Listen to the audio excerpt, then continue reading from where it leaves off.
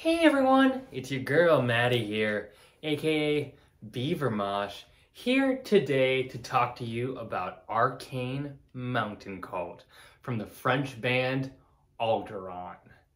This is Aldaaron's third album, although there's some time in between releases, this being their first in 10 years, so there was some patience in putting out this new one.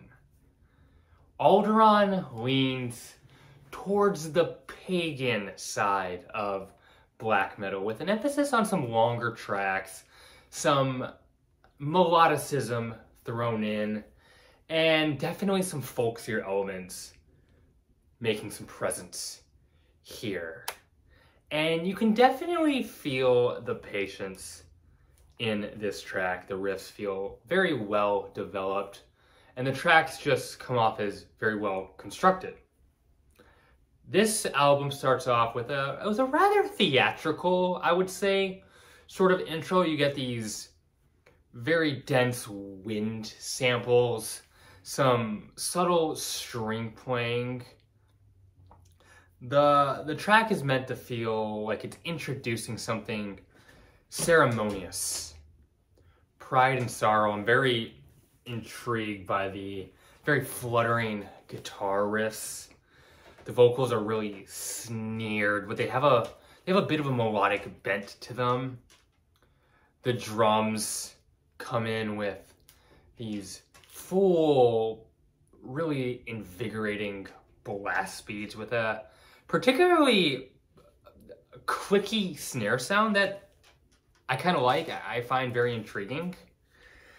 The midsection here, there's these electrifying kind of triplet gallops from the guitar and drums working together.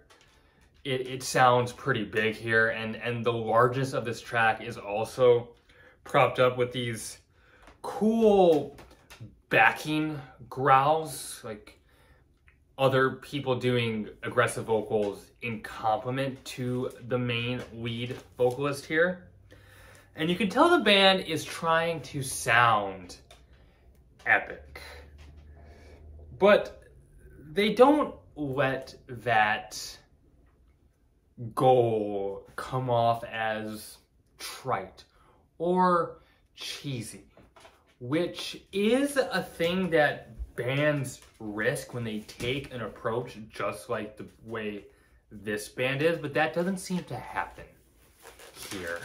On the title track at the beginning, it kind of returns to some of the musical ideas and elements we got introduced to in the first sort of introductory track. The band does a really good job throughout the album of utilizing atmosphere in ways that bring out the other passages of the album. This all sort of foreshadows the more virulent bits that are just around the corner. The really bright guitar riffs, the brightness of the riffs, contrasted to the very violent drum attacks and the really corrupted vocal performances on this track, creates a really cool contrast, and it's kind of a way to build tension in the track. There's a nice utilization of some slower passages that are nested in between the main sort of melodic motif that comes in various points in this song. There's also a really well-placed, kind of faintly recorded, ominous spoken word passage that injects some bleakness into the track. This whole album has this mysterious arcane shroud looming over it. It's definitely one of those records that you sit by yourself and listen and kind of meditate to.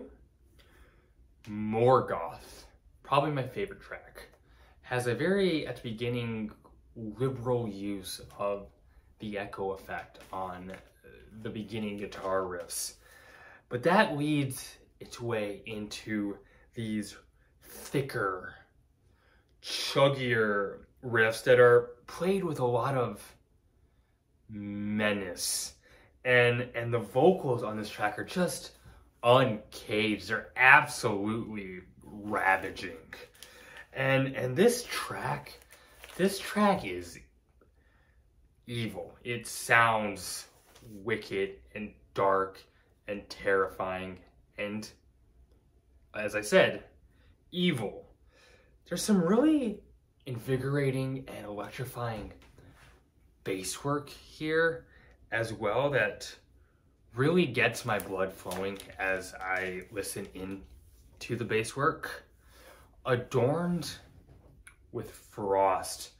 The folksier, sort of cleaner passages are incorporated really, really well here and really add some flavor to the record. I love the cathedral-esque choral vocals that are utilized here, and I really love them when they don't go away and stay in the mix as a complement to the harsher black metal vocals. It's a cool dual kind of contrast kind of effect that isn't always heard or well executed like this. I'm really impressed when the band here is able to incorporate some more somber, folksier, different instrumentation and elements interlocking with the more high-gained, distorted, sort of searing guitar lead. It's the way they contrast sounds that don't usually pair here is really impressive and really nice and really cool to listen to. I think this album is really particularly well paced and with a real sense of direction and trajectory. It's definitely a pagan black metal album. Those melodies play prominence. The folk elements are really felt and really projected, but it also doesn't over incorporate those things. Like, it doesn't let it overtake the darkness and the black metal atmosphere that you expect and want from a black metal record. It just kind of adds another layer to it.